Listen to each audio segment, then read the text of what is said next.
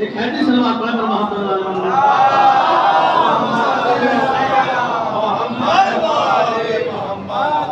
طویل سلسلہ قائم کیا ہدایت کا، تاکہ کاروان عبادت بھی چلتا رہے اور کاروان ہدایت بھی چلتا رہے۔ مگر میں نے دیکھا ایک طویل ہدایت کے سلسلے کے باوجود یہ کاروان حیات انسانی جو ہے وہ خطرات کی زد پہ نظر آتا۔ آپ میرا چہرہ دیکھ رہے ہیں، خطرہ کہاں ہے؟ ہم بھی یہاں بیٹھے ہیں، آپ کا دیکھیے میں انشاءاللہ ثابت کر دوں گا۔ آپ پلین کا سفر کریں، پلین کے کریش ہو جانے کا خطرہ ہے یا نہیں ہے؟ آپ ٹرین کا سفر کریں، ٹرین سے پٹری کو اتر جانے کا خطرہ ہے یا نہیں ہے؟ روزانہ اخبارات میں خبر پڑھتے رہتے، نہیں پڑھتے رہتے آج فلاں ٹرین پٹری سے اتر گئی، آج فلاں ٹرین سے کسا گئی، آج فلاں ٹرین میں پلٹ گئی، یہ سارے خطرات ہیں۔ آپ روڈ کا سفر کریں، بس کے پلٹ جانے کا خطرہ، ایکسیڈنٹ ہو جانے کا خطرہ۔ اگر ایکسیڈنٹ کا خطرہ نہ ہوتا تو سائن بورڈ نہ لگے ہوتے، ان پر نہ لکھا ہوتا کرپیا دھیرے چلیے، آگے درگھٹنا سمبھاوت چھیتر ہے۔ میں ہندوستان میں رہا ہوں، مجھے ہندی سے گہرا تعلق ہے۔ کرپیا دھیرے چلیے، آگے درگھٹنا سمبھاوت چھیتر ہے، گو سلو لکھا رہتا۔ تو یہ جو سائن بورڈ ہے اس بات کی علامت ہے کہ یہ زندگی جو چل رہی ہے خطرات کی زد پہ ہے۔ آپ بلند عمارتوں میں رہیں، انہیں زلزلے کا خطرہ ہے۔ آپ شپ کا سفر کریں، اسے غرق ہو جانے کا خطرہ ہے۔ آپ سائیکل سے چلیں، اس کے ایکسیڈنٹ ہو جانے کا خطرہ ہے۔ آپ ہوائی جہاز سے چلیں، اس کے کریش ہو جانے کا خطرہ ہے۔ تو یہ انسانی جو زندگی کا کارواں ہے یہ خطرات کی زد پہ نظر آتا ہے۔ تو یہ زندگی مکمل طور پر نہ قابل قبول ہے نہ قابل رد ہے، نہ اس کو پوری طرح سے رد کیا جا سکتا ہے نہ پوری طرح سے قبول کیا جا سکتا۔ اچھا جب یہاں تک بات سن لی ہے تو آگے بات تو سننی پڑے گی۔ سلام علیکم محمد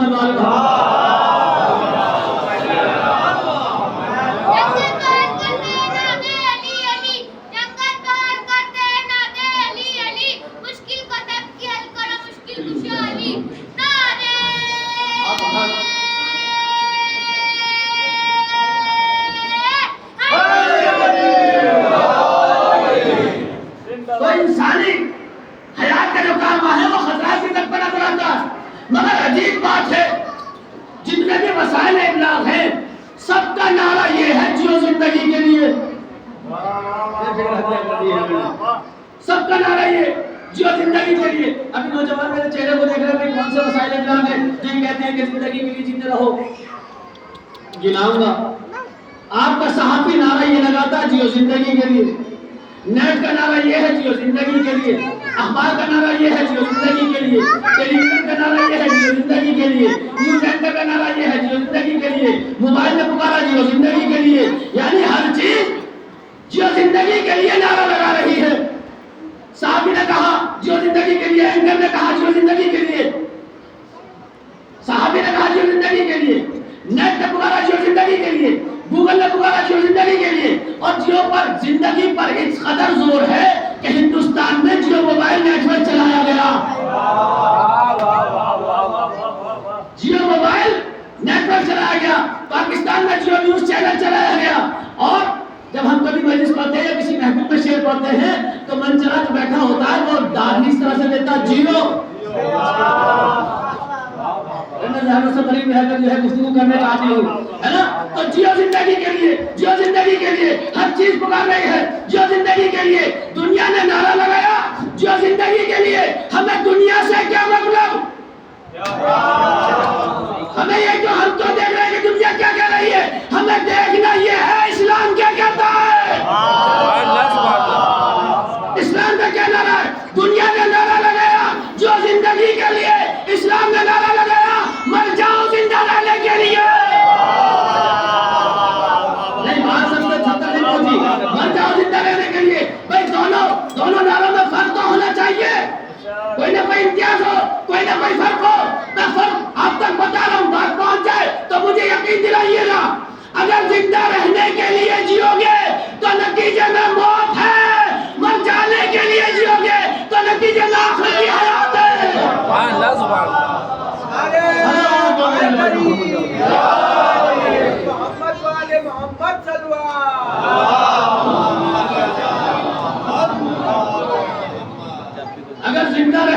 لیے جیو گے تو نتیجے میں موت حاصل ہوگی، اگر مر جانے کے لیے جیو گے تو نتیجے میں آخرت کی حیات حاصل ہوگی۔ لا تحسبن الذين قتلوا في سبيل الله امواتا بل هم احياء عند ربهم يرزقون۔ خبردار وہ لوگ کہ جو راہ خدا میں شہید ہو گئے انہیں مردہ گمان مت کرنا۔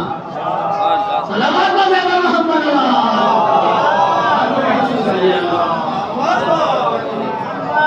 کسی نے کیا خوب جملہ کہا تھا، زندگی کو رمضان جیسا گزارو تو موت عید جیسی ہو جائے گی۔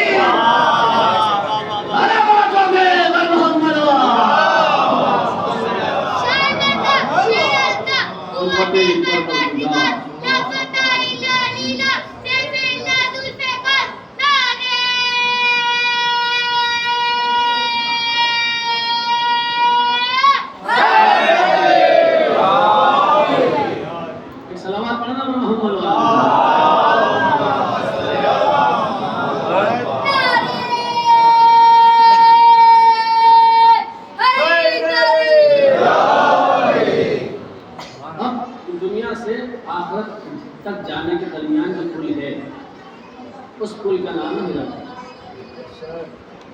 اس پل کا نام ہے ہدایت۔ انشاءاللہ اس کی تعریف پیش کروں گا۔ اچھا مجھے بتائیے ہدایت کہاں آئی؟ پتھروں میں ہدایت آئی؟ جمادات میں؟ پتھروں میں کبھی کوئی نبی آیا ہو؟ پتھروں میں ہدایت؟ اچھا اس سے بلند درجہ ہے نباتات کا، درختوں کا۔ چلے پتھروں میں نبی نہیں آیا ہو تو کیا نباتات میں کوئی نبی آیا، کوئی رسول مبعوث ہوا؟ نہیں، نباتات میں بھی درختوں میں کوئی نبی نہیں آیا۔ درختوں سے بلند درجہ ہے حیوانات کا، جانوروں کا، تو کیا جانوروں میں کوئی نبی آیا؟ جانوروں میں کوئی نبی نہیں آیا۔ نہ پتھروں میں کوئی نبی آیا، نہ درختوں میں کبھی ہدایت آئی، نہ جانوروں میں کوئی نبی مبعوث ہوا۔ نبی کہاں آیا؟ انسانوں میں۔ اب ذرا فہرست مرتب کریں، سب سے پست درجہ ہے جمادات کا، پتھروں کا، سنگریزے جو ہماری جھوپڑوں میں رہتے ہیں، ان کا سب سے پست درجہ۔ اس سے بلند درجہ ہے نباتات، نباتات سے بلند درجہ ہے حیوانات کا، حیوانات سے بلند درجہ ہے انسانات کا۔ تو اللہ نے نبی مبعوث کیا، رسول مبعوث کیا انسانوں میں۔ اچھا پتھروں میں نبی کیوں نہیں آیا؟ اس لیے کہ وہاں عقل نہیں تھی، وہاں عقل نہیں تھی۔ تو کیا درختوں میں نبی آیا؟ کہنے درختوں میں نبی نہیں آیا، کیوں؟ اس لیے کہ وہاں بھی عقل نہیں تھی۔ جانوروں میں نبی آیا، وہاں بھی نہیں آیا کہ وہاں پر عقل نہیں تھی۔ نبی کہاں آیا؟ جہاں پر عقل تھی۔ اس کا مطلب یہ ہے کہ ہدایت ہے عقل کی، ہدایت ہے عقل کی۔ توجہ کیجیے گا، ایک منٹ، ایک لمحے کے لیے آپ کو روکنا چاہتا ہوں۔ اچھا جتنے بھی جمادات ہیں، نباتات ہیں، حیوانات ہیں، یہ جتنی بھی چیزیں سب اپنی اپنی اوقات میں رہی۔ کبھی آپ نے دیکھا کسی پتھر نے کہا ہو کہ مجھے درخت مانو؟ کبھی نہیں کہا۔ کسی پتھر نے کہا ہو کہ مجھے درخت مان لو؟ کسی درخت نے کہا کہ مجھے جانور مان لو؟ کسی جانور نے کہا کہ مجھے انسان مان لو؟ سب اپنی اپنی اوقات میں رہے، سب اپنی اپنی اوقات میں رہے۔ یہ تو انسان تھا جو اوقات سے باہر نکلا، یہ انسان تھا جو اپنی اوقات سے باہر نکلا۔ فرعون نے کہا کہ مجھے خدا مانو، مسیلمہ کذاب نے کہا کہ مجھے نبی مانو، 2 رکعت کے پیش نماز نے کہا مجھے امام مانو۔ بھائی ہر چیز اپنی اوقات میں رہی۔ انسان تھا کہ جو اپنی اوقات سے نکلا تو کہاں پر آئی ہدایت؟ جہاں پر عقل تھی۔ اب سمجھ میں آیا کہ ہدایت ہے عقل کی، تعریف مکمل ہوئی۔ میں تعریف پیش کر رہا ہوں، آپ محسوس ہو رہے ہیں۔ عقل کے بگڑے ہوئے گھوڑوں کو لگام پہنانے کا نام ہے ہدایت۔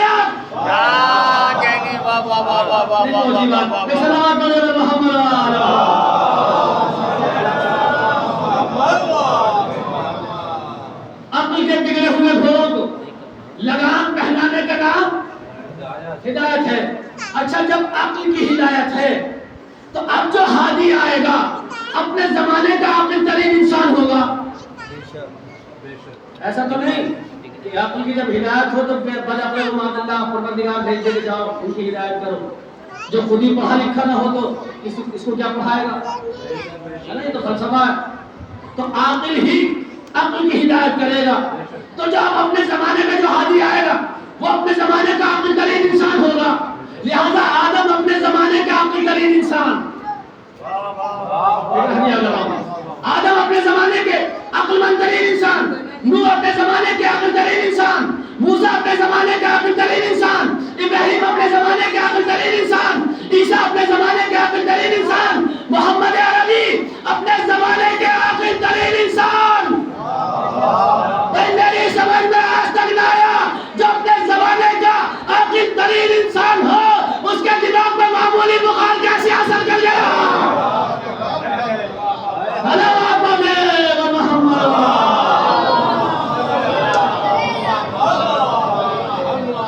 اس سے بہتر انداز میں سلامات پڑھے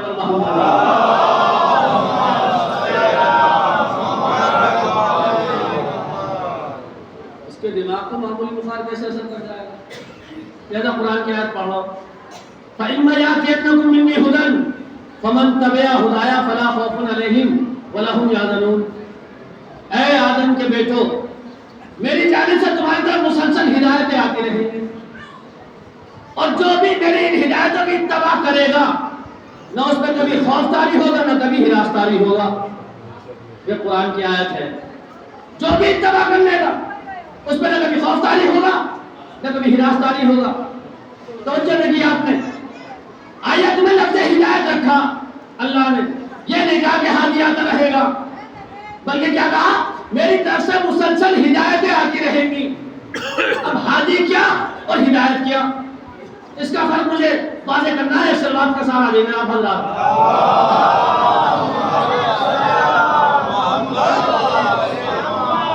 ہادی کسے کہتے ہیں اور ہدایت کسے کہتے ہیں؟ اچھا مجھے بتائیے شاعر کون جو کبھی شعر لکھے کبھی شعر نہ لکھے؟ ہے نا. ایسا تو نہیں ہے کہ شوقی بھائی سو رہے ہیں تو شعر لکھ رہے ہیں، جاگ رہے ہیں تو شعر لکھ رہے ہیں، کھا رہے ہیں تو شعر لکھ رہے ہیں، بیٹھے تو شعر لکھ رہے ہیں.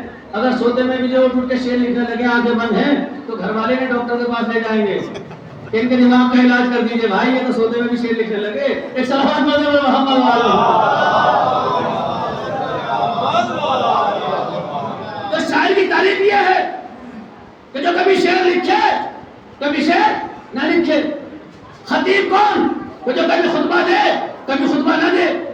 مول صاحب خطیب جمعہ ہے نہیں ہے یہ ہفتے کے 8 دن خطبہ دیتے رہتے ہیں نہیں لیکن خطیب کہلاتے نہیں کہلاتے. تو کبھی خطبہ دے کبھی خطبہ نہ دے اسے خطیب کہتے ہیں. مقرر جو کبھی تقریر کرے کبھی تقریر نہ کرے.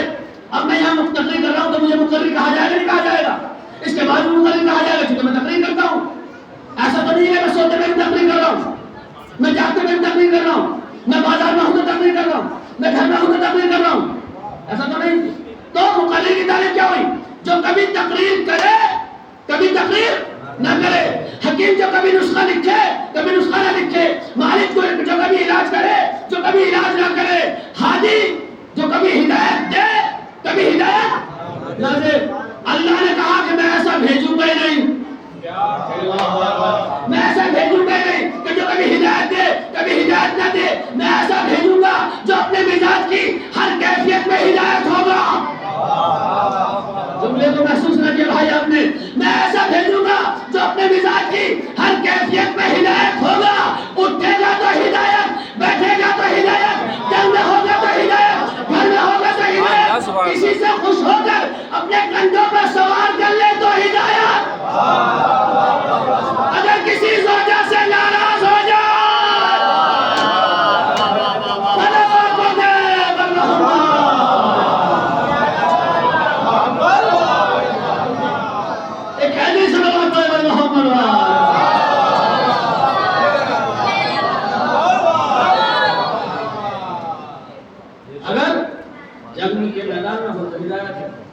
صلح کر لے تو ہدایت ہے، گھر میں ہو تو ہدایت ہے، سفر میں ہو تو ہدایت ہے. توجہ کریں ہے نا. کسی سے خوش ہو جائے اپنے شانوں پہ سوار کر لے تب بھی ہدایت ہے، کسی سے ناراض ہو جائے گھر سے باہر نکال دے تب بھی ہدایت ہے۔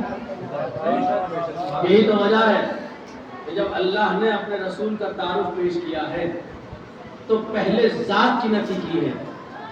قرآن کی آیت پڑھوں گا، ہوائی دعوے کرنے کا عادی نہیں ہوں۔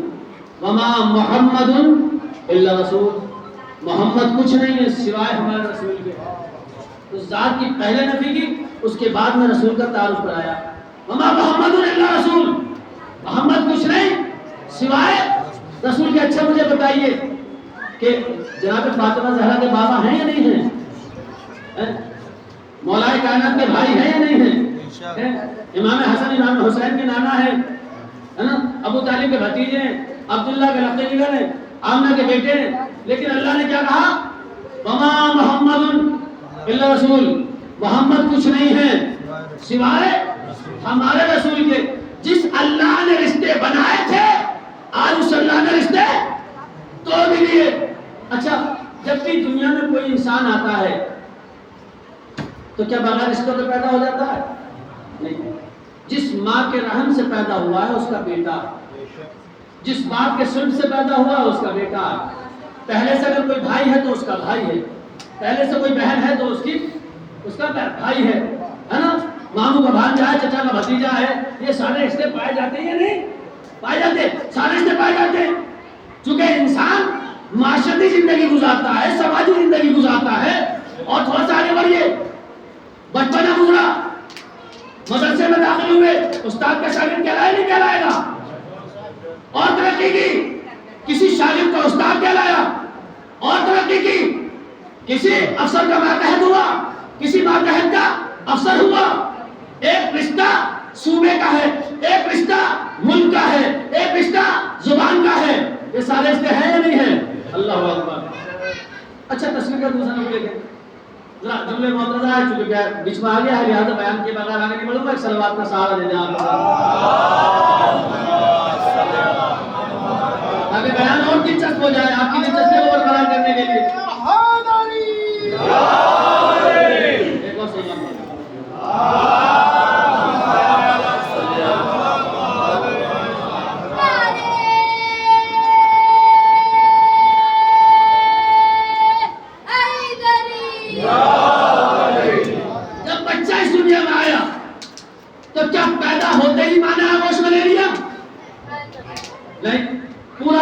پورا خاندان، بھائی بھی ہے، بیٹے بھی ہیں، باپ بھی ہے، دادا بھی ہیں، نانا بھی ہیں، بڑی منتوں کے بعد پیدا ہوئے ہیں۔ شادی کو 10 سال ہو گئے تھے، 15 سال ہو گئے تھے، حسین ٹیکری کا چکر لگاتے لگاتے پریشان ہو گئے، بڑی منتوں کے بعد پیدا ہوئے، لیکن کسی نے گود میں نہ لیا، کسی نے گود میں نہ لیا۔ میں نے کہا بھائی بڑی منتوں کے بعد پیدا ہوئے، جاؤ سے گود میں کیوں نہیں لیتے؟ کہا کہ مولانا آپ لوگ کے ناخن لیجیے، یہ ابھی پیدا ہوئے ہیں، پہلے انہیں غسل ولادت دیا جائے گا، پہلے انہیں غسل ولادت دیا جائے گا، اس کے بعد انہیں گود میں لیا جائے گا۔ اچھا بچپنا لڑکپن میں تبدیل ہوا، لڑکپن جوانی میں تبدیل ہوا، جوانی بڑھاپے میں تبدیل ہوئی، بڑھاپا موت میں تبدیل ہوا، پھر وہی سچویشن، سب دور دور کھڑے ہوئے، بھائی بھی ہے، بیٹا بھی ہے، بیٹیاں بھی ہیں، پورا کنبہ پورا خاندان دور دور کھڑے ہوئے، آنسو بہارے۔ میں ٹہلتے ٹہلتے پہنچا، میں نے کہا زندگی میں تو پیار کیا کرتے تھے، بڑی محبت کیا کرتے تھے، پیشانی میں بوسہ کیا کرتے تھے، ہاتھوں کو چوما کیا کرتے تھے، آج ہو کیا گیا ہے؟ پیشانی کا بوسہ کیوں نہیں لیتے؟ ہاتھوں کا بوسہ کیوں نہیں لیتے؟ کہا کہ مولانا پھر مت اپنی کی باتیں کرنے لگے۔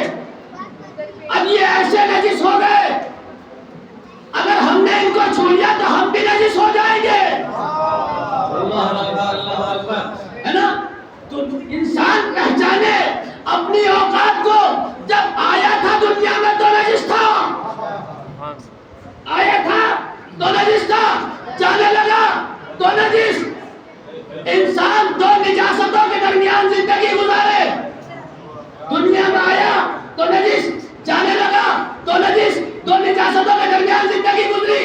مجھے حیرت ہوتی ہے ایسے انسان کی عقل پر جو آیا تھا نجس تھا، جانے لگا تو نجس تھا، ایسے کے مقابلے میں آیا جس کی ولادت خانہ کعبہ،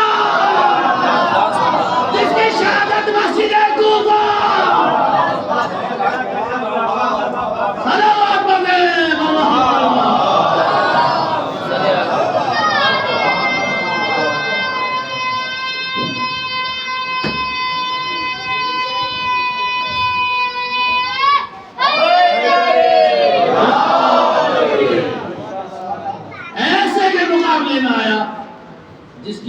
زیارت ہو خانہ کعبہ میں، شہادت ہو مسجد کوفہ میں۔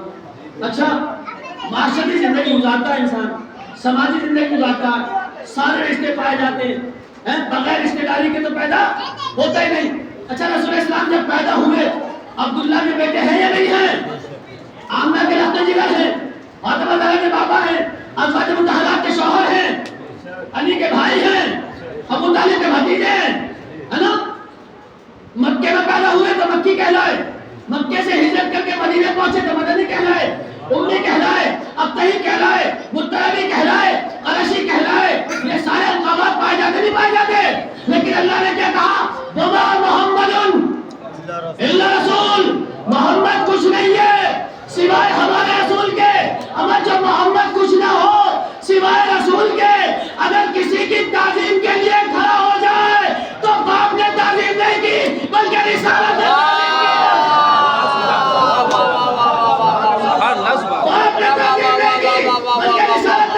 کی۔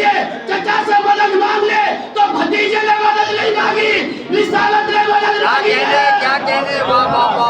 اگر کسی بیوی سے ناراض ہو جائے تو شوہر ناراض نہیں ہوا، رسالت ناراض ہوا۔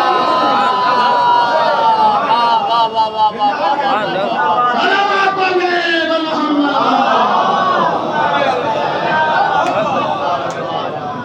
مولا سلامت رکھے، کیا کہنے؟ واہ واہ واہ واہ واہ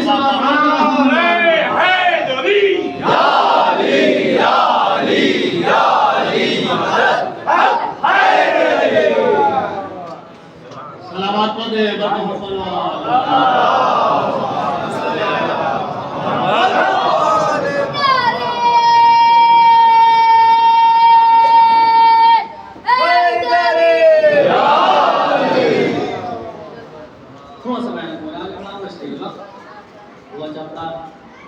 قرآن کی ایک آیت اور پیش کر رہا ہوں، آفَإِن مَاتَ أَوْ قُتِلَ انقلبتم علی اعقابکم۔ دیکھیے سیرت کے جلسے بہت ہوتے ہیں، ہوتے نہیں ہوتے، اور سیرت کے جلسوں میں بیان کیا ہوتا ہے؟ صورت بیان ہوتی ہے، آنکھیں ایسی، زلفیں ایسی، گردن سداہی جیسی۔ ہمارے ایک عزیز تھے مولانا، اللہ علیہ رحمت کرے، ان کا انتقال ہو گیا، مولانا علی صغیر شکراتی، وہ اس بات کو بیان کیا کرتے تھے کہ جو صورت بیان ہوتی ہے، ممبر سے کہتے تھے میں صورت بیان کر رہا ہوں، آپ اسکیچ تیار کریں، آنکھیں بنائے ہرنی جیسی، آنکھیں بڑی بڑی ہرنی جیسی، زلفیں لمبی لمبی کالی کالی، گردن سراہی جیسی، سینہ ایسا، کان ایسے۔ اب جو اسکیچ تیار ہوا وہ فرماتے ہیں میں نے اپنے بچے کو دکھایا، بچہ ڈر کے بھاگ گیا۔ صلوات علیہ محمد۔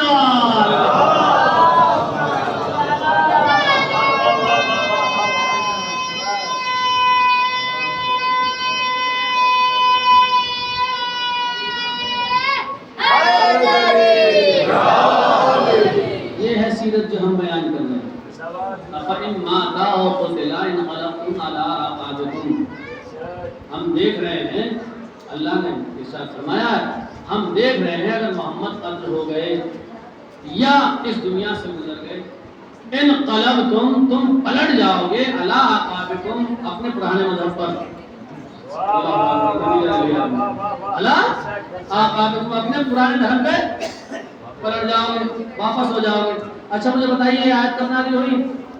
1400 سال پہلے، ہے نا؟ قرآن کی آیت ہے 1400 سال پہلے نازل ہوئی۔ پہلی صدی میں مسلمان ہیں یا نہیں ہیں؟ مسلمان ہیں۔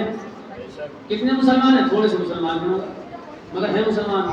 دوسری صدی آئی، مسلمانوں کی تعداد بڑھی، تیسری صدی آئی، پھر مسلمانوں کی تعداد بڑھی، چوتھی صدی آئی، پانچویں صدی آئی، 10ویں صدی آئی، 11ویں صدی آئی، اب 14ویں صدی چل رہی ہے۔ مسلمانوں کی تعداد بڑھ رہی ہے نہیں بڑھ رہی ہے؟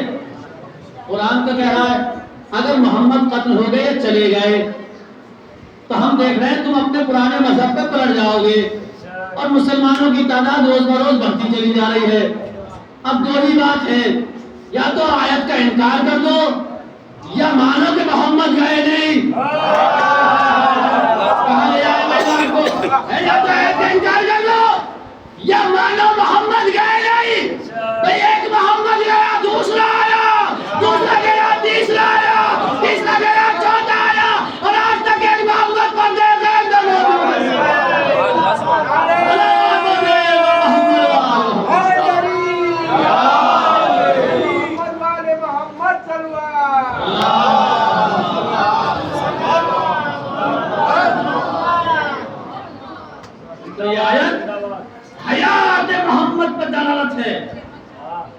محمد اس دنیا سے گئے نہیں. مگر میں کیا کروں؟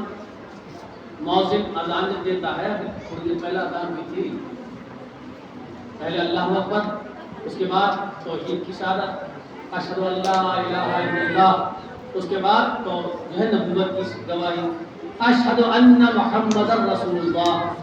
میں آپ سے معلوم کرتا ہوں اس کا ترجمہ کیا ہے. میں گواہی دیتا ہوں محمد اللہ کے رسول ہیں. اگر میں ترجمہ کروں کہ محمد اللہ کے رسول تھے،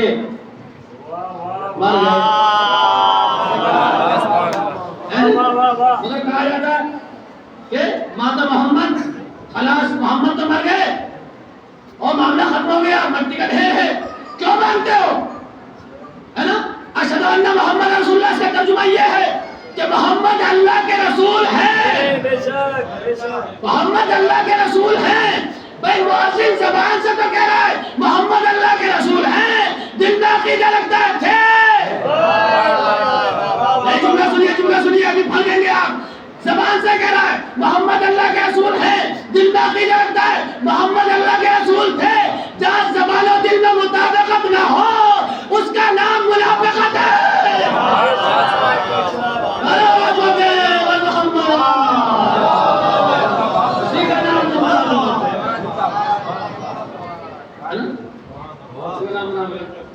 اچھا، اللہ نے کہا کہ پوری دنیا مل کے میرے محمد کا انکار کر دے. ہم ایک ایسی قوم لے کر آئیں گے کہ جس نے کبھی مستقبل میں کسی ماضی میں کفر اختیار کیا ہی نہیں تھا. اب سمجھ میں آئے جاتے ہیں ابو طالب، جس نے ماضی میں کبھی کفر اختیار کیا ہی نہیں تھا. مگر میں کیا کروں، آج کے زمانے میں جناب ابو طالب کا ایمان لوگ سمجھ نہیں آتا. یہ جو کفر و ایمان ابو طالب ہے، یہ کوئی دینی مسئلہ نہیں، بس آخری بات انشاءاللہ. یہ سیاسی مسئلہ تھا. لوگ علی کو ذہنی اذیت دینا چاہتے تھے. دینی مسئلہ نہیں تھا، کوئی شریعت کا مسئلہ نہیں تھا، یہ سیاسی مسئلہ تھا. کوئی تو وجہ تھی. کہتے تھے لوگ دائیں سے آئے، بائیں سے آئے، آگے سے آئے، کہتے تھے علی ابو کا فی النار، نعوذ باللہ من ذلک، خاکم بدہن نقل کفر نباشد، کہ علی تمہارا باپ جہنم میں ہے. میں آپ سے سوال کرتا ہوں، اچھا جنت و جہنم کب بٹے گی؟ جب قیامت آ جائے گی. یاروں کو ابھی سے جلدی ہے. صلوات محمد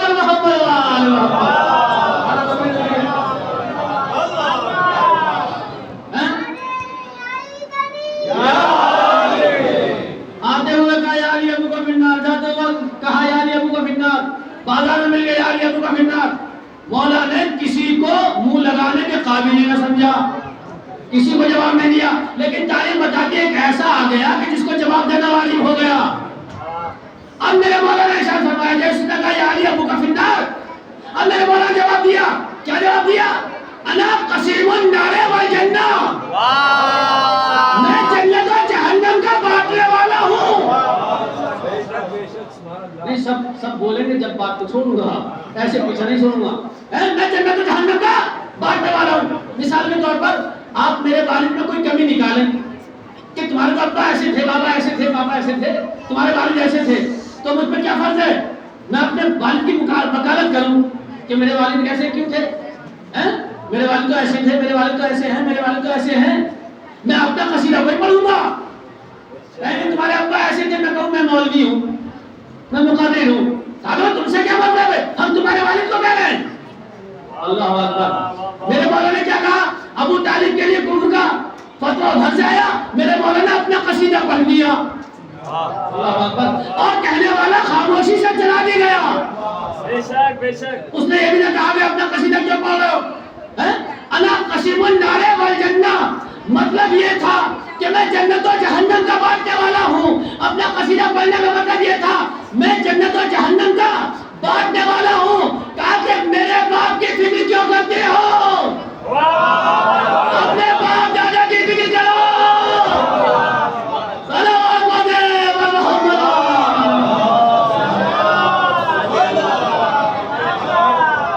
اپنے باپ دادا کی فکر کرو.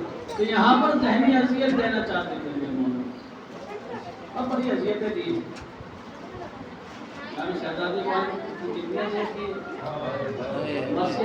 شہزادی شبت لیا مسائے اللہ شبت لیا مسلم لگا بابا جان آپ کے بعد مجھ پہ اتنی مصیبتیں پوری ہیں کہ اگر روشن دنوں پر پڑ جاتے تو تاریخ راتوں میں تبدیل ہو جاتی اللہ حضور کی انتہا کا بلا نہ ہو اللہ بڑھتی دن کا بہت اچھا امام صاحب نے کیا فرمایا انا قتیل العبرا میں کشتے گریا ہوں مجھے اللہ اللہ کے آپ تعلیم کرتے رہتے ہیں سنتے رہتے ہیں مریض سے سنتے ہیں کہ ایک رسی میں 12 گلے بندھے ہوئے آپ کو توجہ ہو گئے زیادہ مسائل پڑھنے کی ضرورت نہیں مگر آپ نے یہ جملہ سنا گہرائی سے نہ دیکھا ایک رسم میں 12 گلے بندھے ہوئے تھے میں نے مقاتی کی کتابوں میں دیکھا کہ میرا مظلوم امام چوتھا امام اکثر رکوع کی حالت میں سفر طے کیا اکثر رکوع کی حالت میں سفر طے کیا کرتے تھے وجہ کیا تھی ایک رسم میں 12 گلے بندھے ہوئے تھے جس رسم میں سید سجاد کا گلا بندھا ہوا تھا اسی رسم میں سکینہ کا بھی گلا بندھا ہوا تھا سکینہ کا قد چھوٹا تھا امام سجاد جب اپنی کمر کو سیدھا کرنا چاہتے تھے سر کو اونچا کرتے تھے سکینہ کی چیخ نکل جاتی تھی اے بھیا ارے سر کو نیچے کر لیجئے میرا گلا بن رہا ہے اللہ اکبر امام سجاد نے اکثر سفر رکوع کی حالت میں کیا ہے ہاں وہ وقت بھی آیا جب لٹا ہوا قافلہ دربار عزیز میں داخل ہوا اور داخلے سے پہلے ایک اعلان ہوا کہ ابھی دربار کو سجایا جا رہا ہے ابھی اہل حرم کا قافلہ دربار میں داخل نہ ہوگا جب اہل حرم کو داخل کیا گیا تو دربار کو سجا دیا گیا تھا جناب زینب کبریٰ نے کہا کہ ہم اس طرح سے دربار میں نہیں جائیں گے ہم بددعا کریں گے اے ام لیلا میرے قریب آ جاؤ اے ام فروا میرے قریب آ جاؤ اے ام فضا میرے قریب آ جاؤ اے سکینہ تم بھی قریب آ جاؤ میں بددعا کے لیے ہاتھ اٹھاتی ہوں تم سب کے سب آمین کہنا ارے جیسے ہی بددعا کے لیے ہاتھ اٹھائے ارے سرے حسین پر زینب کی نگاہیں پڑ گئی کیا دیکھا خون کے آنسو سرے حسین سے روانہ ایک مرتبہ زینب نے دل کے کہا اے بھئیہ کیا علی اکبر کا سینہ یاد آ گیا کیا عباس کے بازو یاد آ گئے ارے سوکھے ہوئے ہونٹوں سے آواز آئی اے بہن زینب اگر بددعا کے لیے ہاتھ اٹھا دیے تو ابھی قیامت آ جائے گی ارے میری محنت برباد ہو جائے گی اسی طرح سے دربار میں داخل ہو جائیے زینب داخل دربار ہو گئی کسی نے ندا دی آدھئی زینب آدھئی رقیہ آدھئی بغلا سیعلم الذین آمنوا